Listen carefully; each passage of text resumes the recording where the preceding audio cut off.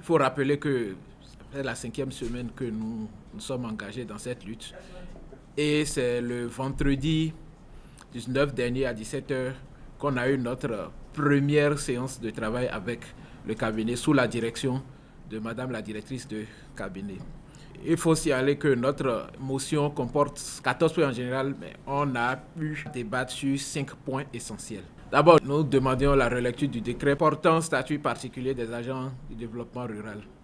À ce niveau, il faut dire que les autorités tombaient des nues parce qu'ils ont avoué n'avoir jamais connaissance de ce décret et ils ne veulent pas s'y aventurer sans en prendre largement connaissance. Aujourd'hui, les motos qui nous ont été attribuées sont déjà amorties et totalement gâtées depuis 2011. Et aujourd'hui, plus de 90% des agents utilisent leurs propres moyens pour pouvoir venir à ces besoins. C'est une injustice. Les autorités ont pris acte, ils ont reconnu, mais le fait que ce n'est pas prévu sur le budget 2016, ils ont quand même pris l'engagement de faire pour que sur le budget 2017, qu'une ligne soit prévue pour la mise à disposition de ces motocyclettes. Nous avions aussi parlé du plan triennal de formation.